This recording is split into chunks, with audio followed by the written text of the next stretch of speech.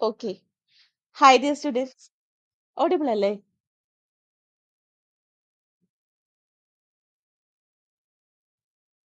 Audible അല്ലേ ഞാൻ പറയുന്നേ? അതെ മിസ്. Okay. നമുക്ക് സ്റ്റാർട്ട് ചെയ്യാം ട്ടോ.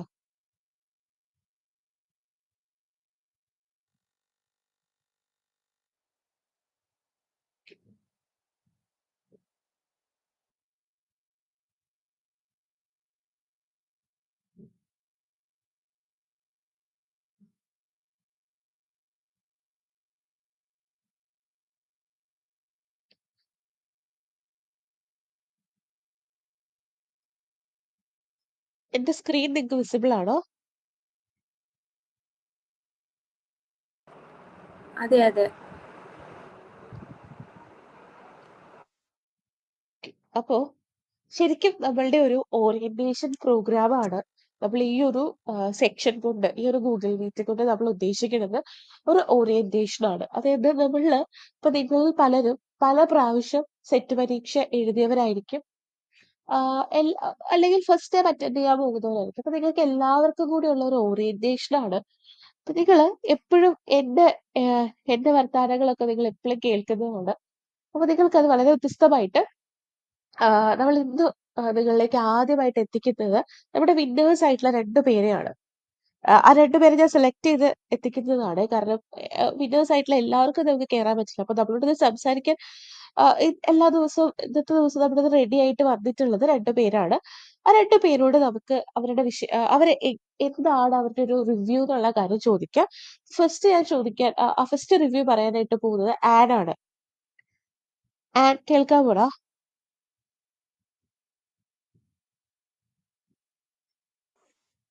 മിസ് ഒഡിബിൾ ആണ് മിസ്സേ, കേക്കാവോ? ഓഡിബിൾ പറഞ്ഞോളൂ. ഹലോ, ആൻ പറഞ്ഞോട്ടെ ഓഡിബിൾ മിസ്സേ. ആണ്. പറഞ്ഞോ. എന്റെ പേര് ആൻഡ്രിസ. അപ്പോൾ ഇതെന്റെ സെറ്റിന്റെ സെക്കൻഡ് അറ്റംപ്റ്റ് ആണ്. എങ്ങനെയാണ് സെറ്റ് പഠിക്കേണ്ടതെന്നും അല്ലെങ്കിൽ എന്താണ് പഠിക്കേണ്ടതെന്നും എനിക്കൊരു വലിയ ഐഡിയ ഒന്നും ഇല്ലായിരുന്നു. അങ്ങനെയാണ് ഞാൻ ടോസ് അക്കാഡമിയിലേക്ക് എത്തിച്ചേരുന്നത്. കഴിഞ്ഞ സെപ്റ്റംബറിലായിരുന്നു ഞാൻ കോച്ചിങ് ക്ലാസ് ജോയിൻ ചെയ്തത്. ടോസിലെ ക്ലാസ്സിനെ കുറിച്ച് എന്താ പറയണ്ടേ, ഭയങ്കര യൂസ്ഫുൾ ആയിട്ടുള്ള ക്ലാസ് ആണ്. ഞാൻ ജനറൽ പേപ്പറിനും സബ്ജക്ട് പേപ്പറിനും കോച്ചിങ് എടുത്തിരുന്നു. ജനറൽ പേപ്പർ പഠിപ്പിച്ചിരുന്നത് മരിയ മിസ്സും സബ്ജക്ട് പേപ്പർ അഞ്ജലി മിസ്സും ആയിരുന്നു. ക്ലാസ് മിസ്സുമാര് വളരെ ക്ലാരിറ്റിയോട് കൂടിയാണ് ക്ലാസ്സുകൾ എടുക്കുന്നത്. നമുക്ക് സെറ്റിന്റെ സിലബസ് ഫുൾ കവറപ്പ് ചെയ്യും. പഠിക്കാൻ വേണ്ട ആവശ്യമുള്ള കാര്യങ്ങൾ മാത്രമേ പറയുന്നുള്ളൂ വീഡിയോ ക്ലാസ്സസിൽ. അതുപോലെ തന്നെ അത് വീഡിയോ ക്ലാസ്സസ് കൂടാതെ ഗ്രൂപ്പില് എക്സ്ട്രാ നോട്ട്സും തരുന്നുണ്ട്. വീഡിയോ ക്ലാസ്സസിൽ പ്രീവിയസ് ഇയർ ക്വസ്റ്റ്യൻ പേപ്പറും ഡിസ്കഷൻസും അതുപോലെ തന്നെ ഇമ്പോർട്ടന്റ് ആയിട്ട് വരുവാൻ ചാൻസസ് ഉള്ള ക്വസ്റ്റ്യൻസിന് ഡിസ്കഷൻസും നടത്തുന്നുണ്ട്. ഞാൻ അതെല്ലാം നോട്ടില് കുറിച്ച് വെക്കുമായിരുന്നു. ജനറൽ പേപ്പറിനും സബ്ജക്ട് പേപ്പറിനും ഞാൻ സെപ്പറേറ്റ് നോട്ട് ഉണ്ടാക്കിയായിരുന്നു പഠിച്ചിരുന്നത്. അപ്പൊ ഞാൻ ഡെയിലി ക്ലാസ്സസ് അറ്റൻഡ് ചെയ്ത് ഡെയിലി പഠിക്കുമായിരുന്നു. റെക്കോർഡഡ് ക്ലാസ്സസ് ആയതുകൊണ്ട് തന്നെ നമുക്ക് ടൈം കൺസ്ട്രെയിൻസ് ഒന്നുമില്ല. നമുക്ക് എപ്പോഴാണോ ടൈം കിട്ടുന്നത് ആ സമയത്ത് ഇരുന്ന് പഠിക്കാം. അങ്ങനെയായിരുന്നു ഞാൻ പഠിച്ചുകൊണ്ടിരുന്നത്. പിന്നെ മിസ്സുമാര് വളരെ ഫ്രണ്ട്ലി ആണ്. എന്ത് ഡൗട്ട് ഉണ്ടെങ്കിലും എപ്പോ വേണമെങ്കിലും ചോദിക്കാം. നമുക്ക് ഡൗട്ട് ഫുൾ ക്ലാരിഫൈ ചെയ്തു തരും. പിന്നെ ഏകദേശം എക്സാം അടുക്കാറായപ്പോഴേക്കും പ്രീവിയസ് ഇയർ ഒരു 2016 മുതലുള്ള ക്വസ്റ്റ്യൻ പേപ്പേഴ്സ് പ്രൊവൈഡ് ചെയ്തു. അത് ഞാൻ മാക്സിമം അറ്റൻഡ് ചെയ്തു. അത് ഒരുപാട് ഹെൽപ്ഫുൾ ആയി എക്സാമിന് വേണ്ടി. പിന്നെ ഈ അക്കാഡമി കൂടാതെ എനിക്ക് വേറെ യൂട്യൂബിലോ അല്ലെങ്കിൽ വേറെ റിസോഴ്സസ് ഒന്നും നോക്കേണ്ട ആവശ്യം വന്നില്ല. ടോസിലെ നോട്ടും ക്ലാസ്സസും ഒക്കെ കണ്ടാണ് ഞാൻ സെറ്റിന് പ്രിപ്പയർ ചെയ്തത്. അങ്ങനെയാണ് എനിക്ക് സെറ്റ് എക്സാം പാസ്സാവാൻ സാധിച്ചത്. Thank you. ഓക്കേടാ, താങ്ക് യു. ഒരാളും കൂടി ഉണ്ട്, ജലപ്രിയ. Ma'am hello. കേക്കാവോ? കേക്കാം. അപ്പോ എന്റെ ഒരു എക്സ്പീരിയൻസ് എന്ന് പറഞ്ഞാല് ഞാനൊരു UPSC ടീച്ചറായിട്ട് വർക്ക് ചെയ്യാണ്. അപ്പോ എന്റെ സെക്കൻഡ് അറ്റംപ്റ്റിലാണ് എനിക്ക് സെറ്റ് കിട്ടുന്നത്. അപ്പോ ആദ്യം ഞാൻ ഈ സെറ്റ് എക്സാം എഴുതിയപ്പോ എനിക്ക് ഒരു കോച്ചിങ്ങും ഇല്ല. ഉള്ള നോട്ട്സ് കാരണം KTET 3 ഞാൻ ഒരു ഞാൻ BEd എടുക്കുന്നത് സർവീസിൽ ഇരുന്നുകൊണ്ട് എടുക്കാവുന്ന ഇഗ്നോയുടെ BEd ആണ് എടുത്തത്. അപ്പോൾ എൻ്റെ 2015 എൻ്റെ PG കഴിഞ്ഞിട്ട് ഞാൻ പിന്നെ 2020 ഞാൻ ഇഗ്നോയുടെ BEd ചേരുന്നത് തന്നെ. അപ്പം അത് കഴിഞ്ഞ് തന്നെ ഉടനെ അത് പാസ്സായി കഴിഞ്ഞപ്പോൾ ഞാൻ കേട്ടിട്ട് 3 എഴുതി. ഫസ്റ്റ് അറ്റംപ്റ്റിൽ തന്നെ കിട്ടി. അപ്പം എൻ്റെ ഒരു വിചാരം സെറ്റും അങ്ങനെ കിട്ടും എന്നുള്ളതായിരുന്നു. പക്ഷെ ആദ്യത്തെ എക്സാമിന് പോയപ്പോ തന്നെ എനിക്ക് മനസ്സിലായി അങ്ങനെ എളുപ്പത്തിൽ കിട്ടത്തില്ല എന്ന്. കാരണം എന്റെ സബ്ജക്റ്റുമായിട്ട് ഞാൻ ഒരുപാട് അങ്ങ് ഗ്യാപ്പ് ആയിപ്പോയി. അതിനൊരു ഡിഫറൻസ് വന്നു. ആ വിഷയം അറിയാം, പക്ഷെ അതെന്താണ് എന്ന് കേട്ടിട്ടുണ്ട്, പക്ഷെ ആ ഉത്തരത്തിലേക്ക് എത്താൻ എനിക്ക് കഴിയുന്നില്ല. അതായിരുന്നു ഞാൻ ആ ഫസ്റ്റ് സെറ്റ് എക്സാമില് അനുഭവിച്ച ഒരു പ്രോബ്ലം എന്ന് പറയുന്നത്. അപ്പോഴാണ് ഞാൻ ഇതേ കൂട്ടി യൂട്യൂബില് ടോസ് അക്കാഡമിയുടെ ക്ലാസ്സിന്റെ വീഡിയോസും ഒക്കെ ഞാൻ ഇങ്ങനെ കാണാറുണ്ട് ഇടയ്ക്ക്. അപ്പം ഞാൻ വിചാരിച്ചു അപ്പൊ ടോസ് അക്കാഡമിയിൽ ചേരാം. അപ്പം അങ്ങനെ ആദ്യം ഞാൻ ഇങ്ങനെ കോണ്ടാക്ട് ചെയ്തു. ഇപ്പൊ കാര്യങ്ങളൊക്കെ പറഞ്ഞു. അങ്ങനെ ഞാൻ ജനറൽ പേപ്പർ അല്ല, നമ്മുടെ മെയിൻ പേപ്പർ സെക്കൻഡിനാണ് ടോസ് അക്കാഡമിയിൽ ജോയിൻ ചെയ്യുന്നത്. അപ്പോ ഇങ്ങനെ നോട്ട്സ് അയക്കുന്നു PDF ആയിട്ട്. അപ്പൊ ഇങ്ങനെ മാം ഇടയ്ക്കിടയ്ക്ക് ചോദിക്കാറുണ്ട് പഠിത്തമൊക്കെ ഇടം വരെ ആയി എന്നൊക്കെ.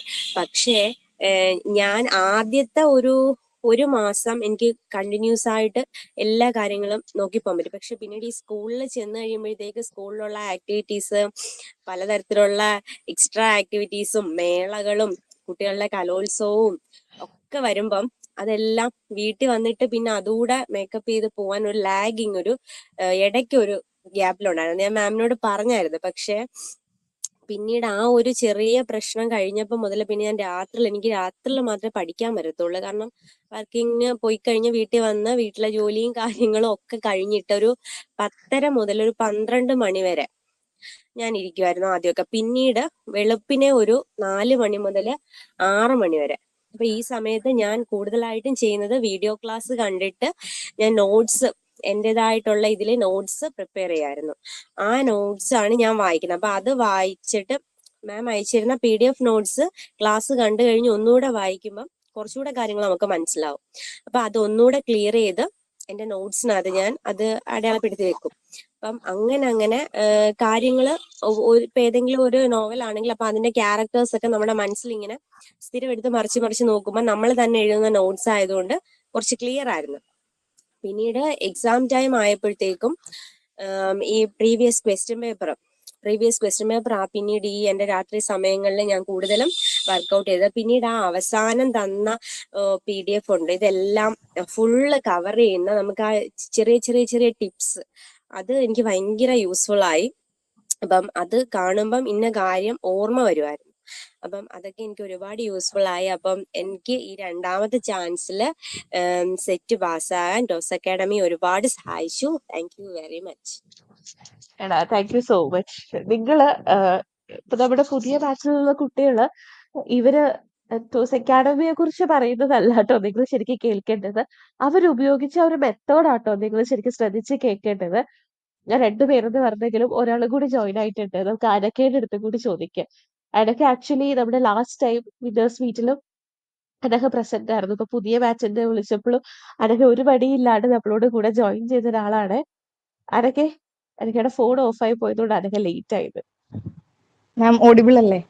ഓക്കെ, ഓഡിബിൾ ആടാ. Good evening. എൻ്റെ പേര് അനഘ. അപ്പം ഞാൻ ഇത്തവണ എൻ്റെ 3rd അറ്റംപ്റ്റ് ആയിരുന്നു ഞാൻ സെറ്റ് പാസ്സായത് ഇപ്പം. അപ്പം ഞാൻ BEd MA കഴിഞ്ഞിട്ടാണ് BEdന് ജോയിൻ ചെയ്തത്. അപ്പം എനിക്ക് സെറ്റ് ഞാൻ പ്രിപ്പയർ ചെയ്യുന്ന സമയത്ത് ഫസ്റ്റ് ടൈം തന്നെ അറ്റൻഡ് ചെയ്തപ്പം ഞാൻ ഫേസ് ചെയ്ത ഏറ്റവും വലിയ പ്രശ്നം എന്താ വെച്ചാൽ BEdന് ജോയിൻ ചെയ്തതിന് ശേഷം ലിറ്ററേച്ചർ ആയിട്ടുള്ള ബന്ധം അങ്ങനെ അങ്ങ് പോയി. ലൈക്ക് എന്താ പറയാ, കുറേ സിലബസ് ഒന്നും ഓർമ്മയില്ലാത്ത ഒരു അവസ്ഥയിലായി കംപ്ലീറ്റ്ലി.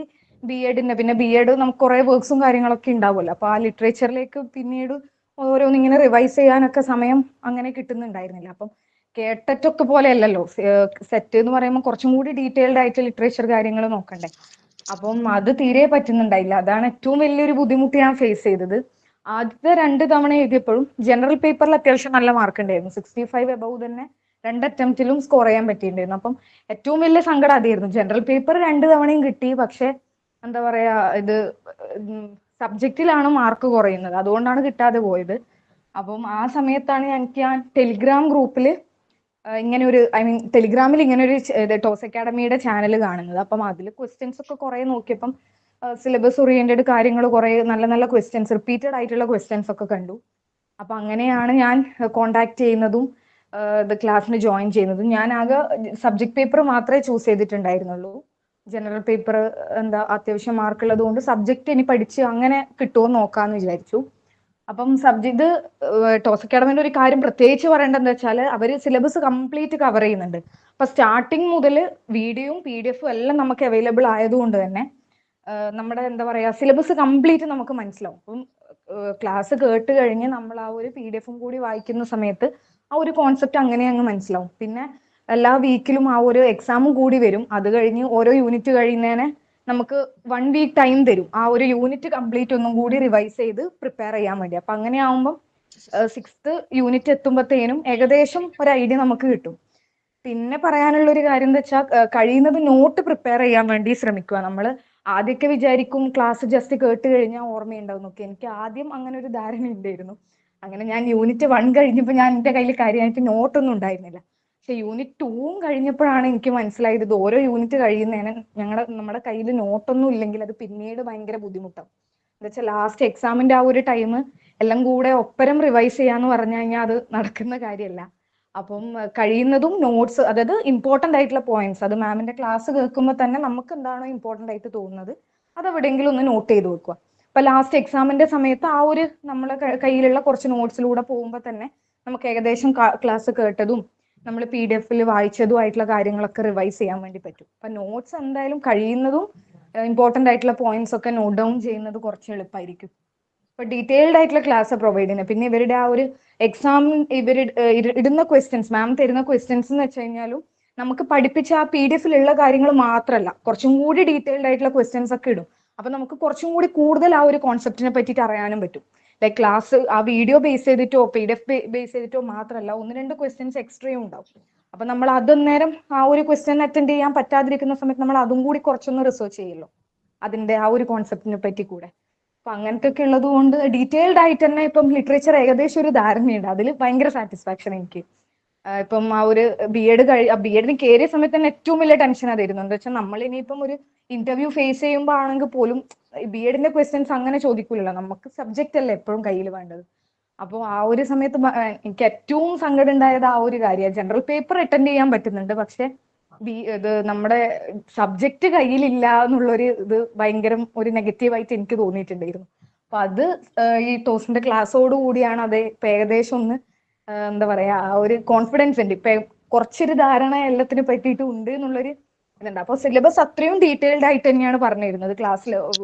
വീഡിയോ ആയാലും PDF ആയാലും എല്ലാം സിലബസ് ഫുൾ കവർ ചെയ്തുകൊണ്ട് ഡീറ്റെയിൽഡ് ആയിട്ടുള്ള ക്ലാസ് ആണ് തരുന്നത്. അപ്പം അത് കഴിയുന്നതും നമ്മൾ ക്ലാസ് കേൾക്കുക, പിന്നെ എന്താ പറയാ പോയിന്റ്സ് നോട്ട് ഡൗൺ ചെയ്യുക. അപ്പം പിന്നീട് ആ പോയിന്റ്സ് നമുക്ക് വായിക്കുന്ന സമയത്ത് തന്നെ ക്ലാസ് കേട്ടിട്ടുള്ള ചില കാര്യങ്ങളൊക്കെ ഓർമ്മ വരും. അപ്പൊ നമ്മൾ നോട്ട് ചെയ്ത പോയിന്റ്സ് ഒക്കെ അന്നേരം എക്സ്ട്രാ വല്ലതും ഉണ്ടെങ്കിൽ ആ ക്ലാസ് കേട്ടതൊക്കെ അന്നേരം ആ പോയിന്റ്സ് വായിക്കുമ്പോൾ നമുക്ക് ഓർക്കാൻ വേണ്ടി പറ്റും. അപ്പം ഇനി എക്സാം അറ്റൻഡ് ചെയ്യുന്ന എല്ലാവർക്കും ഓൾ ദി ബെസ്റ്റ് കിട്ടട്ടെ ഇനി അടുത്ത തവണ. ഓക്കേടാ, thank you so much. Okay, thank you. അപ്പോ നിങ്ങൾ ലെഫ്റ്റ് ആയിക്കോട്ടോ, കാരണം വെറുതെ നിങ്ങളുടെ ടൈം വേസ്റ്റ് ചെയ്യണ്ട. Thank you so much for joining. Okay, അപ്പൊ എനിക്ക് നിങ്ങളുടെ അടുത്ത് സംസാരിക്കാനുള്ള കാര്യത്തെക്കുറിച്ച് പറയുന്നതിന് മുമ്പായിട്ട് ഞാൻ നിങ്ങളൊരു PPT ഷെയർ ചെയ്യാവേ. അപ്പോ ഇത് ഞാൻ സ്ലൈഡ് കാണാമല്ലോ അല്ലേ?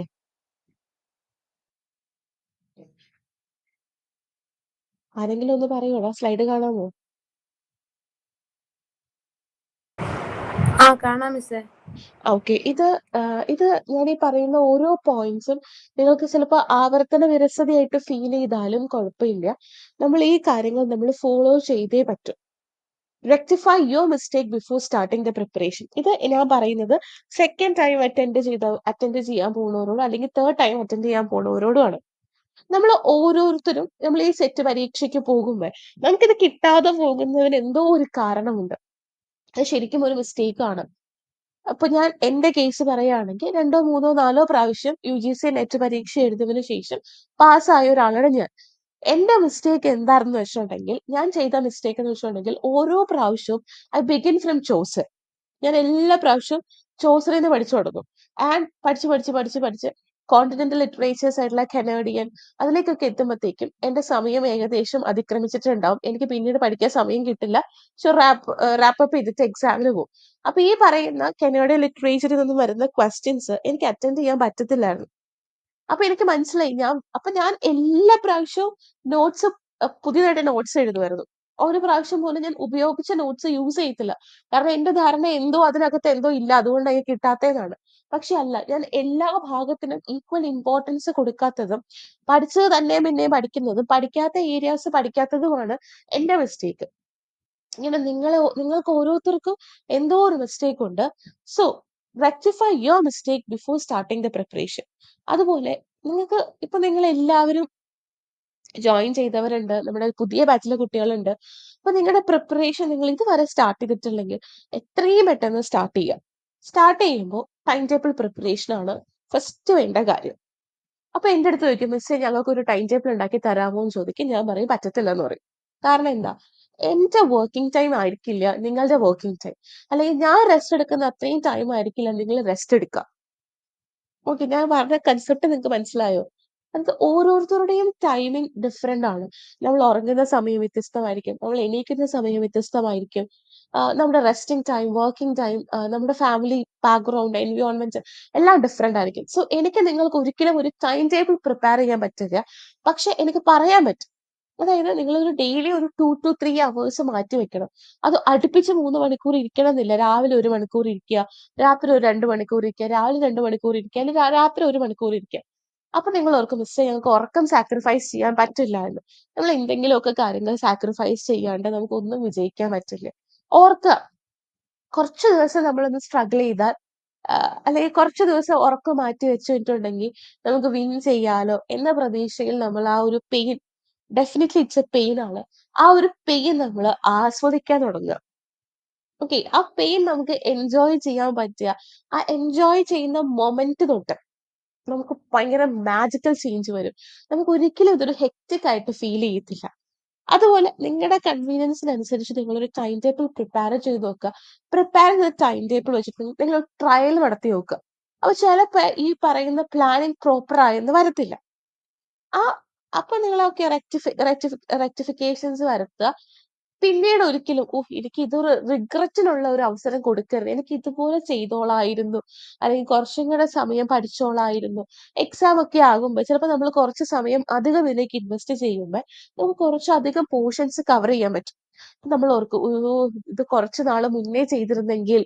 അങ്ങനെ ഒരു റിഗ്രറ്റിംഗ് ഫീല് നിങ്ങൾക്ക് വരരുത്. ഓക്കെ, ഇത്രയും കാര്യം ക്ലിയർ ആണോ? അതെ മിസ്സേ, ക്ലിയർ ആണ്. ഓക്കെ ഓക്കെ, ഇനി ഞാൻ ഒരു കാര്യം കൂടി കാണിച്ചു തരാം. How to begin your preparation. എങ്ങനെ നിങ്ങളുടെ പ്രിപ്പറേഷൻ അല്ലെങ്കിൽ നിങ്ങൾക്ക് ഈ ഒരു സെറ്റ് പഠനം എങ്ങനെ നിങ്ങൾക്ക് ഭംഗിയായിട്ട് കൊണ്ടുപോകാൻ പറ്റും. സിലബസ് എടുത്തു വെക്കുക. അത് ഫോണിലുണ്ട്, ലാപ്ടോപ്പിലുണ്ട്, മെയിലിലുണ്ട്, വാട്സാപ്പിലുണ്ട്. ഇങ്ങനത്തെ എക്സ്ക്യൂസ് ഒന്നും വേണ്ട. ആ സിലബസിന്റെ ഒരു പ്രിന്റ് ഔട്ട് എടുത്ത് കയ്യിൽ കരുതുക. 1, 2, 3 പ്രിന്റ് ഔട്ട് എടുത്തോ. അപ്പൊ നിങ്ങൾ ചോദിക്കുക, എന്തിനാ 3-4 പ്രിന്റ് ഔട്ട്, സെയിം കാര്യം തന്നെയല്ലേ എന്ന്. അതായത് നമുക്ക് ഒരു പ്രിന്റ് ഔട്ട്, ഒരു സിലബസ് കോപ്പി എന്ന് പറയുന്നത് നമുക്ക് എപ്പോഴും നമ്മുടെ കയ്യിൽ പഠിക്കാൻ വേണ്ടി ഉപയോഗിക്കാം. അതിന്റെ കോലം പറഞ്ഞിട്ടുണ്ടെങ്കിൽ അവസാനം ആകുമ്പോഴത്തേക്കും നമ്മളിങ്ങനെ ചുരുട്ടിയും മടക്കിയൊക്കെ ഭയങ്കര റഫായി പോയിട്ടുണ്ടായിരിക്കും. ഒരെണ്ണം ഈ പ്രീവിയസ് ഇയർ ക്വസ്റ്റ്യൻ പേപ്പേഴ്സ് നോക്കുമ്പോൾ നിങ്ങൾക്ക് അതിൽ ഇമ്പോർട്ടന്റ് ആയിട്ടുള്ള ഏറ്റവും ഹൈലൈറ്റഡ് ഏരിയാസ് നിങ്ങൾക്ക് മനസ്സിലാകും. ആ ഏരിയാസ് അതിനകത്തുനിന്ന് വന്നിട്ടുള്ള ക്വസ്റ്റ്യൻസ് ഹൈലൈറ്റർ വെച്ച് വരയ്ക്കാനായിട്ട്, അല്ലെങ്കിൽ സൈഡിൽ കുറച്ച് കാര്യങ്ങൾ എഴുതാനായിട്ട് നമുക്ക് ആ സെക്കൻഡ് സെറ്റ് ഉപയോഗിക്കാം. മൂന്നാമത്തെ സെറ്റ് നല്ല ഫ്രഷ് ആയിട്ട് പുതുപുത്തനായിട്ട് വെച്ചേക്കണം. പരീക്ഷയുടെ ഒരാഴ്ച മുമ്പ്, അല്ലെങ്കിൽ 2, 3, 4 ദിവസങ്ങൾ മുമ്പ് നമ്മുടെ എല്ലാ പഠിത്തവും അവസാനിച്ച് നമ്മൾ ഫ്രീ ആയിട്ട് പുസ്തകങ്ങളെല്ലാം മാറ്റി വെച്ചിരിക്കുന്ന സമയത്ത് നമ്മുടെ ഒരു ഫ്രഷ് ആയിട്ടുള്ള സിലബസ് എടുക്കുക. ഓരോന്നിന്റെ സൈഡിൽ കൂടെ okay, Chaucer prologue to the Canterbury tales, 20 pilgrims, ഇത്ര പേര് നമുക്ക് ഓർത്തെടുക്കാൻ പറ്റുന്നുണ്ടോ എന്ന് റിവൈസ് ചെയ്ത് നോക്കുക. എന്നിട്ട് നമുക്ക് പറ്റുന്നുണ്ടെങ്കിൽ ജസ്റ്റ് പുട്ട് ടിക്ക് മാർക്ക്, പറ്റുന്നില്ലെങ്കിൽ ക്രോസ് മാർക്ക് ഇടുക. ആ പറ്റാത്തത് മാത്രം നമ്മൾ എടുത്ത് പഠിക്കുക. ഓക്കെ, അങ്ങനെ ഒരു 2, 3, 4 നിങ്ങൾക്ക് സിലബസിന്റെ കോപ്പി എടുത്ത് വെക്കാം. ഓക്കെ, സിലബസിന്റെ കാര്യം ഓക്കെ ആയോ?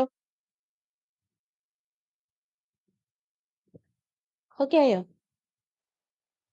ആ ആയി മാം. ഓക്കെ. പിന്നെയുള്ള കാര്യം എന്ന് പറയുന്നത് പ്രീവിയസ് ഇയർ ക്വസ്റ്റ്യൻ പേപ്പേഴ്സ്.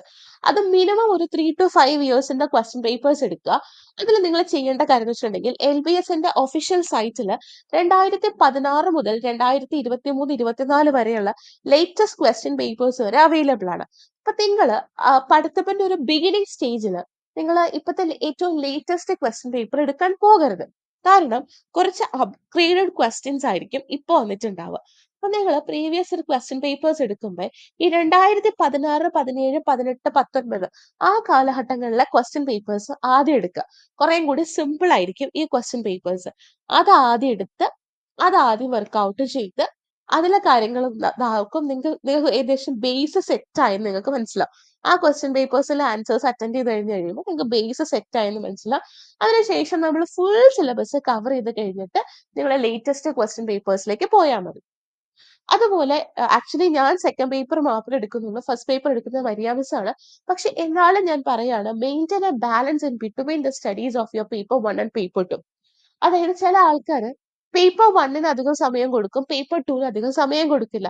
അല്ലെങ്കിൽ പേപ്പർ 1 ഞങ്ങൾക്ക് എളുപ്പമാണെന്ന് വെച്ചാൽ they will completely ignore paper 1. അങ്ങനെ പാടില്ല. പേപ്പർ 1ഉം പേപ്പർ 2ഉം നമുക്ക് ഒരേപോലെ ഇമ്പോർട്ടന്റ് ആണ്. സോ രണ്ടിനും ഈക്വൽ ഇമ്പോർട്ടൻസ് കൊടുത്ത് വേണം പഠിക്കാനായിട്ട്. അതുപോലെ നിങ്ങൾക്കറിയാം, ബ്രിട്ടീഷ് ലിറ്റററി ഹിസ്റ്ററിയെ കുറിച്ച് ഒരു തറവ് അണ്ടർസ്റ്റാൻഡിങ് ഉണ്ടാവണം. അതെങ്ങനെ അണ്ടർസ്റ്റാൻഡിങ് ക്രിയേറ്റ് ചെയ്യാൻ നിങ്ങൾക്ക് ഞാൻ പറഞ്ഞു തരാം കേട്ടോ.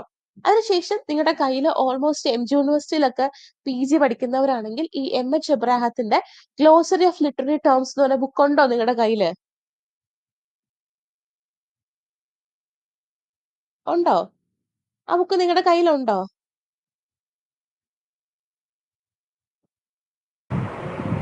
ഉണ്ട് മിസ്സേ. ഓക്കെ. ഇല്ലാത്തവരാണെങ്കിൽ ഞാൻ കാണിച്ചു തരാം നിങ്ങളെ.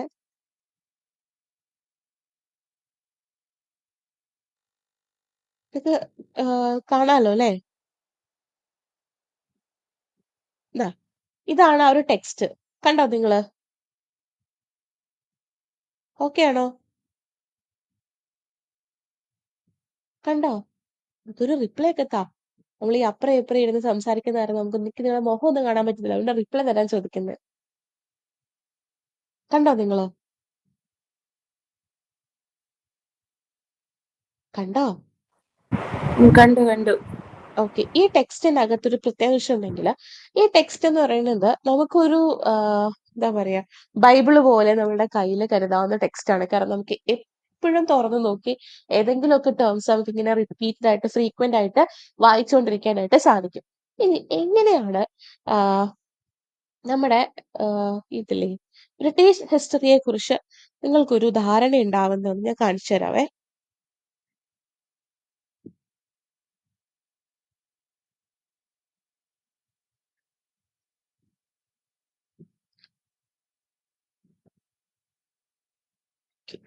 ഇപ്പൊ നമ്മുടെ ഒരു നോട്ട്ബുക്ക് നമ്മൾ എടുക്കുക. നമുക്ക് ഈ സ്ക്രീൻ വിസിബിൾ അല്ലേ?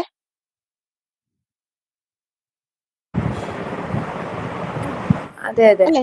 ഓക്കെ. നമ്മുടെ ഒരു നോട്ട്ബുക്ക്, അതായത് നമ്മൾ 200 പേജിന്റെ ഒക്കെ വരയില്ലാത്ത ബുക്ക് എന്നൊക്കെ നമ്മൾ പറയില്ലേ, നമ്മുടെ ക്ലാസ്മേറ്റ്സിന്റെയോ അങ്ങനത്തെ ഏതെങ്കിലും നല്ല ബ്രാൻഡുള്ള നോട്ട്ബുക്ക് മേടിക്കുക. കാരണം നമ്മൾ ഇതൊരു 5-6 മാസം നമ്മുടെ കയ്യിൽ കരുതേണ്ടതാണ്. അപ്പൊ മഷിയൊന്നും സ്പ്രെഡ് ആവാതിരിക്കാൻ വേണ്ടിയിട്ട് നല്ലൊരു ബുക്ക് മേടിക്കുക. അത്യാവശ്യം ഒരു set of different colours of pen മേടിച്ചു വെക്കുക. ഒരു 2-3 ഹൈലൈറ്റർ മേടിച്ചു വെക്കുക. അതിനുശേഷം നിങ്ങൾ ഇതിന്റെ അകത്ത്, ഞാൻ വരയ്ക്കുന്നതൊന്നും അത്ര വ്യക്തമാവില്ല കേട്ടോ, പക്ഷെ എന്നാലും ഇതൊരു പേജ് ആയിട്ട് കൺസിഡർ ചെയ്തിട്ടുണ്ടെങ്കിൽ നമ്മുടെ ഈ ബുക്കിനെ നമ്മൾ ഒരു കുറേ ഏജസ് ആയിട്ട് ഡിവൈഡ് ചെയ്യാം. ഇപ്പൊ നമ്മുടെ ഫസ്റ്റ് ഏജ് എന്ന് പറയുന്നത് ഓൾഡ് ഇംഗ്ലീഷ് ആണ്. നിങ്ങൾ ഈ ഓൾഡ് ഇംഗ്ലീഷിന്റെ പേജിന്റെ ബിഗിനിങ്ങിലായിട്ട് ഒരു 3 കോളം വരച്ചു വെച്ചേക്കുക. ഒരു പേജിന് നമ്മൾ ഡിവൈഡ് ചെയ്യാം. ഈ ഒരു പേജിനകത്ത് നമ്മൾ ഓഥറിന്റെ പേര് എഴുതുക. ഞാനിവിടെ ജസ്റ്റ് എഴുതുന്നുള്ളൂ. ഓഥറിന്റെ പേര് എഴുതുക. അതിനുശേഷം ആ ബുക്കിന്റെ ക്യാരക്ടേഴ്സ് ഉണ്ടെങ്കിൽ അതിനെ മാർക്ക് ചെയ്ത് വെക്കുക. ദെൻ ആ ബുക്കിന്റെ മറ്റു ഫീച്ചേഴ്സ്. ഓക്കെ, നിങ്ങൾക്ക് കിട്ടിയോ? ഈ ഒരു ഐഡിയ മനസ്സിലായോ?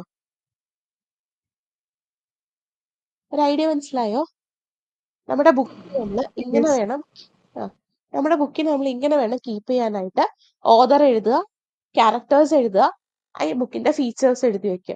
ഇത് നമ്മുടെ ഓൾഡ് ഇംഗ്ലീഷ് ആണ്. ദെൻ ഒരു 5-6 പേജ് കഴിഞ്ഞ് കഴിയുമ്പോൾ മിഡിൽ ഇംഗ്ലീഷ് എടുക്കുക. ഇതുപോലെ തന്നെ ഓതേഴ്സ്, ക്യാരക്ടേഴ്സ്, ഓതർ, ബുക്കിന്റെ പേര്, ക്യാരക്ടേഴ്സ്, ഫീച്ചേഴ്സ് എഴുതുക. അതിനുശേഷം ഒരു 5-6 പേജ് കഴിയുമ്പോൾ റിനൈസൻസ് എഴുതുക. ഇങ്ങനെ നമ്മൾ നോട്ട്സ് പ്രിപ്പയർ ചെയ്യുവാണെങ്കിൽ നിങ്ങൾക്ക് ഈ ക്രോണോളജിക്കൽ ഓർഡർ അങ്ങനത്തെ കുറച്ച് കാര്യങ്ങളില്ലേടാ, അങ്ങനത്തെ കുറച്ച് കാര്യങ്ങളില്ലേ, ക്രോണോളജി, അങ്ങനത്തെ കുറച്ച് കാര്യങ്ങളെ കുറിച്ച് നിങ്ങൾക്ക് പെട്ടെന്ന് എഴുതാനായിട്ട് സാധിക്കും ഇങ്ങനെ ഒരു ധാരണയുണ്ടെങ്കിൽ. ഓക്കെ, അപ്പൊ ഇങ്ങനെ വേണം നിങ്ങളുടെ സെൽഫ് ആയിട്ടുള്ള നോട്ട്സ് പ്രിപ്പയർ ചെയ്യാനായിട്ട്. നമ്മൾ നിങ്ങൾക്ക് നോട്ട്സ് PDF ആയിട്ടും നമ്മുടെ ആപ്പിലും ഒക്കെ നോട്ട്സ് അവൈലബിൾ ആയിരിക്കും. അപ്പൊ നിങ്ങൾ ശ്രദ്ധിക്കേണ്ട കാര്യം എന്ന് പറയുന്നത്, നമുക്ക് ആദ്യത്തെ ആവേശത്തിന്റെ പുറത്തൊക്കെ നമ്മൾ ഈ നോട്ട്സ് എല്ലാം കൂടി നമ്മൾ എഴുതാൻ സ്റ്റാർട്ട് ചെയ്യും. പക്ഷെ ഈ എൻറ്റയർ സിലബസ് എന്ന് പറയുന്നത് 6 യൂണിറ്റ് ഉണ്ട്. ഓരോ യൂണിറ്റിലും ഫസ്റ്റ് യൂണിറ്റിൽ നമുക്ക് 20 മൊഡ്യൂളുകളുണ്ട്. അങ്ങനെ 6 യൂണിറ്റുകൾ ആകുമ്പോൾ നമുക്ക് 120 മൊഡ്യൂളുണ്ട്. 120 മൊഡ്യൂളിനകത്ത് ഫസ്റ്റ് യൂണിറ്റിലെ മൊഡ്യൂൾ നമ്പർ 8 എന്ന് പറയുന്നത് ഷേക്സ്പിയർ ട്രാജഡീസ് ആൻഡ് കോമഡീസ് ആണ്. ഷേക്സ്പിയറിന്റെ ട്രാജഡീസും കോമഡീസിന്റെയും ക്ലാസ് വരുമ്പോൾ തന്നെ നമുക്ക് എത്ര ക്ലാസ് ആയി അല്ലേ? അപ്പൊ നമുക്കിത് എല്ലാം കൂടി എഴുതുക എന്ന് പറയുന്നത് ഇമ്പോസിബിൾ ആണ്. സോ ക്ലാസ് കേൾക്കുക, കേട്ടതിന് ശേഷം നമ്മുടെ ഈ നോട്ട്ബുക്കിനകത്ത് നിങ്ങൾ കുറിച്ച് വെക്കുക. അങ്ങനെ വേണം നിങ്ങൾ പ്രിപ്പയർ ചെയ്യാനായിട്ട്. അപ്പൊ നിങ്ങൾക്ക് കുറെ നമ്മുടെ ഈ ബുക്ക് തീരുന്നതും ഓരോ സെക്ഷൻ ഫില്ലാവുന്നതും ശരിക്കും നമുക്ക് എൻജോയ് ചെയ്യാനായിട്ട് സാധിക്കും. പിന്നെ ഓരോരോ സെക്ഷൻസ് നമ്മൾ ബുക്ക്ലെറ്റുകൾ പ്രൊവൈഡ് ചെയ്യും. ഷേക്സ്പിയറിന്റെ ബുക്ക്ലെറ്റ്, ട്രൈറ്റൺ ആൻഡ് പോപ്പിന്റെ ബുക്ക്ലെറ്റ്, അതുപോലെ മെറ്റഫിസിക്കൽ പോയിറ്റ്സിന്റെ booklet, Victorian age, romantic age, ഇതിന്റെ എല്ലാം 100-50 ഒക്കെ MCQs അടങ്ങുന്ന ബുക്ക്ലെറ്റുകൾ നമ്മൾ പ്രൊവൈഡ് ചെയ്യും. അപ്പൊ ഇതെല്ലാം നിങ്ങൾ ചേർത്തിട്ട് വേണം നിങ്ങളുടെ പ്രിപ്പറേഷൻസ് മുന്നോട്ടേക്ക് കൊണ്ടുപോകാനായിട്ട്. ഓക്കെ, നിങ്ങൾക്ക് അതിൽ ചോദിക്കാനുണ്ടോ എൻ്റെ അടുത്ത്?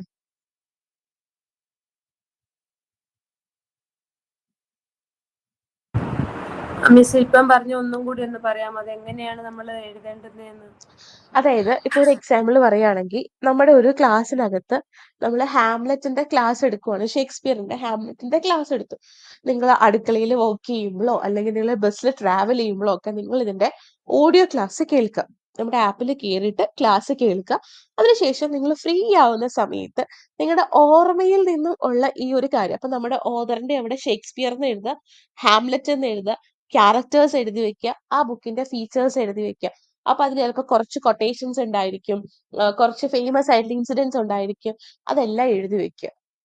അത്ര എഴുതി വെച്ചാൽ മതി നിങ്ങൾ. കാരണം നമുക്കിത് പിന്നീട് ഇത് മുഴുവൻ വായിക്കാനുള്ള സമയം ഉണ്ടാവില്ല. അപ്പൊ നമുക്ക് നമ്മുടെ ഈ നോട്ട് നോക്കിയാൽ മതി. ഓക്കെ, അതിന്റെ കൂടെ നിങ്ങൾ എക്സ്ട്രാ സമയം കിട്ടുമ്പോൾ നമ്മളുടെ ഈ പറയുന്ന ബുക്ക്ലെറ്റുകൾ നമ്മൾ ഓരോ സെക്ഷൻസിന്റെയും MCQs പ്രൊവൈഡ് ചെയ്യും. ആ MCQs കൂടെ നിങ്ങൾ നോക്കുക. അതുപോലെ വീക്ക്ലി നമ്മൾ അപ്ലോഡ് ചെയ്യുന്ന എക്സാംസും മസ്റ്റ് ആയിട്ട് അറ്റൻഡ് ചെയ്യാനായിട്ട് നോക്കുക. Okay, okay miss. അപ്പൊ എല്ലാവരും റെഡി അല്ലേ? നന്നായി പഠിക്കില്ലേ? മിസ് അതുപോലെ ഇയർ നമ്മള് ഓർത്ത് ഇയർ വെക്കാൻ എന്തെങ്കിലും? ഓക്കെ, അതാ ഞാൻ പറഞ്ഞത്. ഇയർ ബൈഹാർട്ട് ചെയ്യാന്ന് പറയുന്നത് ഇമ്പോസിബിൾ അല്ല. കാരണം നമ്മുടെ ലിറ്ററേച്ചറിൽ എന്തോരം വർക്ക്സാ. അപ്പൊ നമുക്ക് സയൻസ് ഒക്കെ ആണെങ്കിൽ കുറച്ച് കണ്ടുപിടുത്തങ്ങൾ മാത്രം വെച്ച് നോക്കിയാൽ മതി. അപ്പൊ നിങ്ങൾ ചെയ്യേണ്ട കാര്യം വെച്ചിട്ടുണ്ടെങ്കിൽ, ഇപ്പൊ നിങ്ങൾ ഇങ്ങനെ ഓരോ കാലഘട്ടം വെച്ച് എഴുതി പോകുമ്പോ ഓരോ ഓതേഴ്സിന്റെ വർക്കിന്റെ കറക്റ്റ് ആ ഓർഡറിൽ എഴുതി വെക്കുക. ഫസ്റ്റ് പബ്ലിഷ് ചെയ്ത വർക്ക്, സെക്കൻഡ് പബ്ലിഷ് ചെയ്ത വർക്ക്, തേർഡ് പബ്ലിഷ് ചെയ്ത വർക്ക്, അങ്ങനെ എഴുതി വെക്കുകയാണെങ്കിൽ ഓക്കെ ഇത് കഴിഞ്ഞിട്ടാണല്ലോ ഇത് എന്നൊരു കോമൺ സെൻസ് നമുക്ക് വർക്ക്ഔട്ട് ചെയ്യാൻ പറ്റും. എല്ലാത്തിന്റെ ഇയർ പഠിക്കുക എന്ന് പറയുന്നത് പോസിബിൾ അല്ല കേട്ടോ. നിങ്ങൾ നിങ്ങളുടെ ഒരു ഓർഡറിലൊക്കെ എഴുതുവാണെങ്കിൽ തന്നെ പിന്നെ മറിച്ച് പോകുമ്പോ ഈ കാര്യങ്ങളൊക്കെ നിങ്ങൾ കാണുമ്പോ കുറച്ചും കൂടി എളുപ്പമായിരിക്കും. ഓക്കെ, ഓക്കെ മിസ്, ഓക്കെ മനസ്സിലായി. വേറെ ആർക്കെങ്കിലും എന്തെങ്കിലും ചോദിക്കാനുണ്ടോ?